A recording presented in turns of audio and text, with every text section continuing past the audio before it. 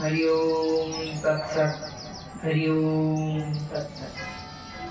তা আজকের আমাদের এই যে হরিবাস হরিতত্ত্ব সম্বন্ধীয় কথা, তাই না? তার জন্য তো কারণ আছে, বাড়ির লোকের তো কারণ আছে, যে কারণে বাড়িতে একটা হরিবাস দিয়েছি, একটা ভাগবতের কথা দিয়েছি। না, কারণটা কি? যিনি আজকে এই হরিবাসটা দিচ্ছেন, যিনি আজকে এই হরিবাসের কথাগুলো মানুষের কানে তুলে দেওয়ার একটু সামর্থ্য চেষ্টা করছেন, সেই মানুষটি না তার আজ পিতৃদেবের মৃত্যুবার্ষিকী, অর্থাৎ আজকের দিনে তার পিতা অমৃত লোক গ্রহণ করেছেন, তাই না? আর কি না, আর হচ্ছে তিনি তার গুরুদেবের প্রতি একটু অনুরক্ত, তিনি গুরুদেবকে একটু শ্রদ্ধা দেওয়ার জন্য একটু সামান্য গুরু বন্দনা সন্ধ্যাবেলায় আয়োজন করেছেন। তা এই যে গুরু, আজকে যার জন্যই আজকে হরিসভা, যিনি তার প্রেম দান করেছেন বলে শিষ্য আজকের এই অনুষ্ঠান আলোচনা আয়োজন করেছে, তাই না? সেই শিষ্যকে সেই ভক্তি দান করেছে বলেই আজকে এই হরিবাসের আয়োজন সে করতে পেরেছে। সেই গুরু কৃপা হয়েছে বলেই তো আজকে সম্ভব, তাই না? তাই সেই গুরুদেবের কৃপা হলে কি না হয়। সেই গুরু সম্বন্ধে একটু জানবো, গুরু কে, কাকে গুরু করব, গুরু করলে কি হবে, তার ফল কি, একটু গুরু সম্পর্কে জানবো। তা গুরু কি, প্রথম কথা জানতে হবে। গুরুর যে সংজ্ঞাগুলো বলবো সেগুলো মিলিয়ে নিতে হবে যে আমার গুরুর সেই জ্ঞানটা আছে তো। একটা লোক দেখা যাবে দিনে 2000-3000 শিষ্য করেছে, বাবারে গেলেই নানা উপাদেয় খাবার গুরুদেবের জন্য সাজানো থাকে, পা ধুয়ে দেয় 500 টাকা করে প্রণাম। আর কি না, তার এই শিষ্য বাড়িগুলোর যত কাজ সে করবে, তার শিষ্যদের সে একদিন কিন্তু জিজ্ঞাসা করতে যাবে না যে তুমি কেমন আছো শিষ্য, তোমার আদৌ পয়সা ঠিক আছে তো, তোমার অসুবিধা নাই তো সংসার, তুমি তো আমার ছেলে, আমি তোমাকে মন্ত্র দিয়েছি, আমি তোমাদের পরমার্থিক পিতা, আমি কথাকে ভুল বলি, তুমি তো আমাদের পরমার্থিক পিতা, তোমাদের সংসারে ঠিকঠাক আছে তো। একটা পিতার কর্তব্য, গুরুদেব শিষ্যদের শুধাইছে, একটা পিতার কর্তব্য অবশ্যই পালন করতে হবে, হবে কি হবে না, তবে তো কি তিনি গুরু। গুরুকে বলা হচ্ছে গুরু প্রণাম মন্ত্র, ভালো করে অখণ্ড মণ্ডলাকারং ব্যাপ্তং येन चराचरं त्वत्पदं दर्शितं येन जन तस्मै श्रीगुरवे नमः। মানে কি বলে, মানে হচ্ছে অখণ্ড মণ্ডলাকার, যার খণ্ড নেই, অখণ্ড এবং মণ্ডলাকার, যে জগৎময় পরিব্যাপ্ত সেই ব্রহ্ম, ব্রহ্ম কি এখন ব্রহ্মের যে পরিচয় করা আছে সেই গুরু। তৎপদাঙ্গে দর্শিতাম যেন, সেই যে ব্রহ্ম, সে যা চরাচরময় পরিব্যাপ্ত, যে অখণ্ড মণ্ডলাকার, সেই ব্রহ্মকে যে পথটা চিনিয়ে দিচ্ছে সেই হচ্ছে গুরুদেব। আপনার গুরুদেব কোনদিন আপনাকে বলেছে ওই পথে গেলে ব্রহ্ম পাওয়া যাবে? গুরু দীক্ষা নিয়েছেন কি তো? সেই গুরুদেব যে আপনাকে কোনদিন বলেছে যে ব্রহ্ম কিভাবে পাওয়া যাবে? তাহলে সে গুরু হলো কিভাবে? তাকে তো গুরুর মন্ত্র দিয়ে প্রণাম করা যায়। অখণ্ড মণ্ডলাকারং ব্যাপ্তং येन चराचरं तत्पदं दर्शितं येन तस्मै श्रीगुरवे नमः। এই মানেটাই তো ফালতু হয়ে গেল, এই মানেটাই তো চলে গেল, এই সার শূন্য হয়ে গেল কথাটা। যে অখণ্ড মণ্ডলাকার পৃথিবী, অখণ্ড মণ্ডলাকার ব্যাপ্তম येन चराचरं, যে ব্রহ্ম চরাচরময় পরিব্যাপ্ত, তার পথ যদি আমি শিষ্যকে না দেখিয়ে দিতে পারি তাহলে সে পুরো হয় কোন দিকে, বুঝতে পারলাম? আর কি অজ্ঞানং তিমিরং যস্য জ্ঞানাঞ্জনশলাকয়া জ্ঞানচক্ষুরন্মিলিतं येन তস্मै শ্রীগুরবে নমঃ। এই মানে হচ্ছে যিনি অজ্ঞানের যে চক্ষু, অজ্ঞানের চক্ষু বোঝেন, আমার জ্ঞান শূন্য, অজ্ঞান অবস্থা, মানে কোনো কিছু বুঝবার ক্ষমতা নেই, কোনো কিছু ভাববার শক্তি নেই, এই জ্ঞান শূন্য অবস্থা, জ্ঞান শূন্য অবস্থা থেকে যিনি জ্ঞানের চক্ষুকে উন্মোচন করিয়ে দিচ্ছেন, জ্ঞানের চক্ষু যিনি বুঝিয়ে দিচ্ছেন এই পথে গেলে জ্ঞান, যিনি বুঝিয়ে দিচ্ছেন না জ্ঞান কি জিনিস বুঝতে পারছি, তিনি হচ্ছেন গুরু। এই জ্ঞানের চক্ষুকে যিনি খুলে দিচ্ছেন তিনি হচ্ছেন গুরুদেব। কথাগুলো বুঝতে পারছেন? যে কথাগুলো আমি বলছি, গুরুর সংজ্ঞা কি, একটা আদর্শ গুরু হতে গেলে কি করা যায়? গুরুর 2000 শিষ্য থাক, 20,000 থাক, আপনার দিকে লাভ নেই, আপনাকে ঢুকতে দেখছে তো। অনাদি আদি গোবিন্দ ভগবান কৃষ্ণ জগন্নাথ রূপে এখনো কলিতে রয়েছে। কোথায়? শ্রীক্ষেত্রে, পুরীতে, নেই উড়িষ্যায়। জগন্নাথ দেব সেই তো কৃষ্ণ, সেই তো পরমাত্মা, সেই প্রেমময় ঈশ্বর ভক্তদের ছেড়ে দিতে পারেননি, এখনো আছেন। জগন্নাথের চোখটা দেখবেন গোলাকার, জগন্নাথের চোখটা কি রকম? গোল না, কোনো চোখের পাতা নেই, পাতা শূন্য চোখ। এর মানে জানেন কেন ভগবানের বিকট দর্শন? বিকট দর্শন বলাটা ভুল হবে, ঈশ্বরের লীলা। কেন এমন একটা অবস্থা? নারদ জিজ্ঞাসা করছে কৃষ্ণকে, বলে ভগবান এমন কেন করলে, এমন করার কারণ কি, সব খুলে বলো। নারদে চাপা দেবে ঈশ্বর বলে, আমার মন্দিরে কোটি কোটি ভক্ত আসে, কোটি কোটি জন হে গোবিন্দ দয়া করো বলে ঝাঁপিয়ে পড়ে, জয় জগন্নাথ বলে ঝাঁপিয়ে পড়ে আমার চরণে, প্রভু একটু কৃপা করো বলে চোখের জল ফেলে। কোটি কোটি ভক্ত যায় না? যায় কি যায় না? কথা কি ভুল বলি? যায়, যায় তো। এবার দেখা যাবে ভিড়ের ঠেলায় কোনো ভক্ত জগন্নাথ দর্শন করতে পারলো, জগন্নাথ দর্শন তার হলো না, ভিড়ে তাকে ঠেলে নিয়ে চলে গেল। হয় কি হয় না? হয়। প্রচন্ড ভিড়, মানুষের চাপ, কিছু তো করার নেই। সেই মানুষের চাপে হয়তো কেউ জগন্নাথকে ভালোভাবে মন থেকে দর্শন করতে পারলো না, তাহলে কি হবে?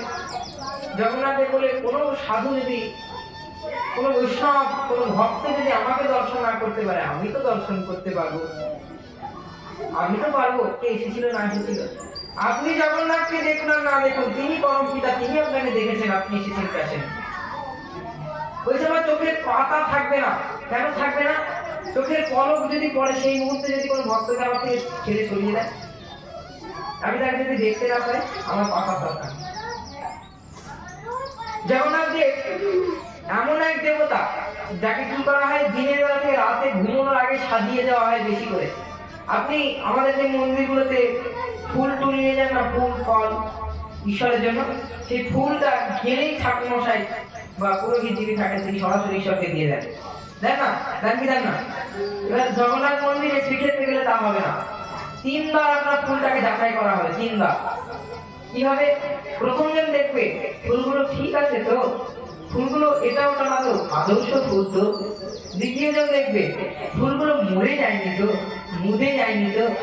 তৃতীয় জন দেখবে ফুলগুলো সব ঠিকঠাক আছে তো, ফুলগুলোর মধ্যে সুঘ্রাণ আছে তো, ফুলগুলো ঈশ্বরের চরণে যাওয়ার উপযুক্ত তো। তারপর আপনার ফুলটা গিয়ে গোবিন্দের চরণে যাবে, তার আগে যাবে না। কথা বুঝতে পারলেন কি বলছি? এইভাবে পর্যবেক্ষণ করা হয়। এবং জগন্নাথকে রাতে যখন শৃঙ্গার করা হচ্ছে, রাতে যখন ঈশ্বরকে সাজিয়ে দেওয়া হচ্ছে, জিজ্ঞাসা করা হলো তা কেন আপনি এত সাজছেন, ঘুমানোর আগে কেউ এত সাজে না? ঘুমানোর আগে তো সাজ খুলে ফেলতে হয়, তবে তো ঘুমটা ভালো হয়।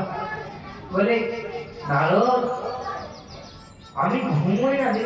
বলে কেন ঘুমোন না? বলে আমি দিনের বেলায় তো ভক্তদের দেখি, আর রাতে কি করে? রাতে তো ঘুমানোর টাইম, সময় তো রাতে লোকের ঘুমানো, আপনি ঘুমোন না কেন? বলে আমি যে জগতের পিতা, আমাকে সবাইকে দেখতে হবে। ওই বৃন্দাবনে গোপীরা আমার জন্য রাসলীলায় নাচবে বলে প্রস্তুত হয়েছে, তারা আমার সঙ্গে রাসলীলা রাস বিহার করবে বলে তারা বসে আছে। আপনারা জানেন বৃন্দাবনে নিধিবন বলে একটা বন আছে, যেখানে ঈশ্বর প্রতিদিন লীলা করতে আসে রাতে। কোনো মানুষজনকে রাতে সেখানে ঢুকতে দেওয়া হয় না, এবং ঢুকলে সে মানুষটি হয় মারা যায় না তো উন্মাদ হয়ে যায়। বুঝতে পারলাম? সেই নিধিবনে এখন রাতে গোবিন্দ লীলা করতে আসে। সেই লীলা জগন্নাথ দেব শ্রীক্ষেত্র ছেড়ে অন্তর্লীন হয়ে যায় মন্দির থেকে। রাতে কপাট বন্ধ হয়ে গেলে দরজা, তিনি বৃন্দাবনে যান লীলা করতে, ওই জন্য এত সাজ। এবং বৃন্দাবনে ঘুমান, তার জন্য কি করা হয় না, পুষ্প দিয়ে চোখের পাতা তৈরি করা হয়। চোখের পাতা তৈরি করার পর তারপর তাকে চোখের পাতা তৈরি করার পর তাকে ঘুমানোর একটা ব্যবস্থা করে দেওয়া হয়। আমি বুঝতে পারছি আমি কি বলতে চাইছি, আপনারা বুঝতে পারছেন? তাই প্রথমে বুঝতে হবে পরম প্রেমময় ঈশ্বরকে, তিনি তার এই যে গুণাবলী আমি জানতে হবে, তাই না? এবার আজকে এত কথা বলছি, এত আলোচনা, এত নিগূঢ় বাক্য কথাগুলো আমাদের শোনানোর চেষ্টা করছি বা বলবার চেষ্টা করছি। সেখানে কি বললাম, এই গুরু তারই শুরু করলাম। গুরুকে বোঝাতে পারলাম এই জীবনে গুরুর ভূমিকা কি। গুরুর ভূমিকা হচ্ছে, গুরু হচ্ছে এমন এক মানুষ, কিন্তু মানুষ নয়। এমন এক মানুষ অথচ মানুষ নয়, তিনি মনুষ্য মনুষ্য নয়। কারণ কি বলা হচ্ছে, গুরু ব্রহ্মা গুরু বিষ্ণু গুরুদেব মহেশ্বর। গুরুই ব্রহ্মা গুরুই বিষ্ণু আবার গুরুদেব মহেশ্বর শিব। বুঝতে পারলাম? এই স্বয়ং একজন মানুষ হয়ে যিনি ত্রিদেব আমাদের কাছে, তিনি গুরু, তাই না? যাকে এই ত্রিদেবের আসনে বসাবো, যার সঙ্গে দীক্ষা মন্ত্র নিয়েছি, নিজের জীবনকে ধন্য করছি, সেই গুরুদেব, সেই গুরুদেব তিনি কি করবেন না, ভক্তের যে অজ্ঞান চক্ষুকে মুছে দিয়ে জ্ঞানের চক্ষু যে উন্মেলন ঘটাবেন, জ্ঞানের চক্ষু যে উন্মেলন ঘটিয়ে দেবেন, তিনি হচ্ছেন কি গুরু। জানেন না, গুরু করে এমন এক ব্যক্তিকে করতে হবে, এমন এক ভাবে করতে হবে যার কথায় তুমি ঈশ্বরকে চিনতে পারবে। ঈশ্বরকে চিনতে পারবে কি পারবে না? এমন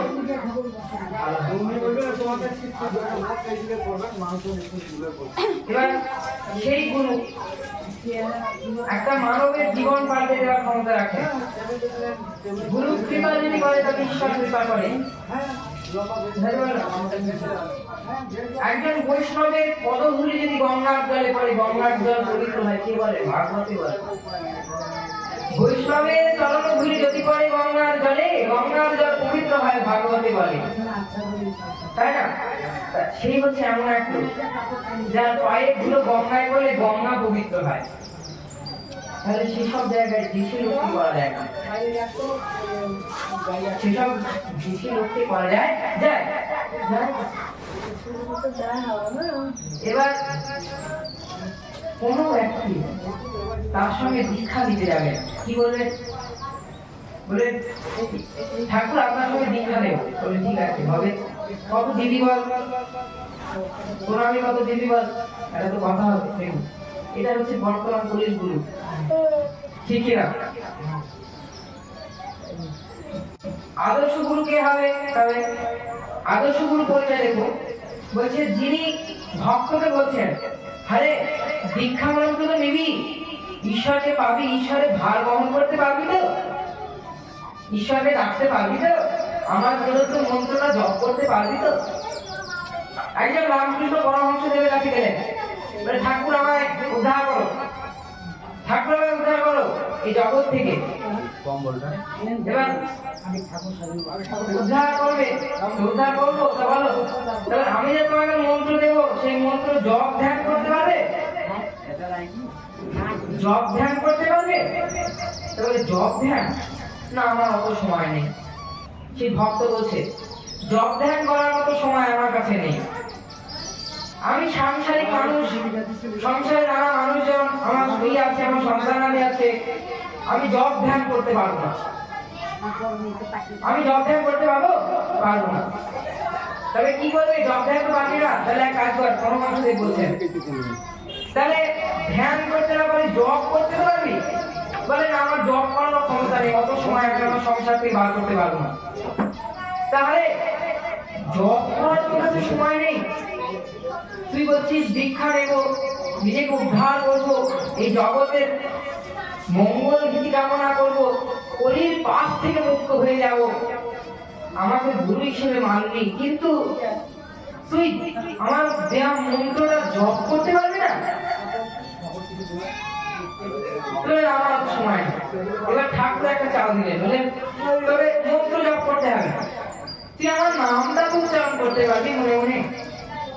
আমার নাম উচ্চারণ করার কত সময় আছে? বলে হ্যাঁ তা আছে। বলে বেশ, তাহলে মন্ত্র দেব।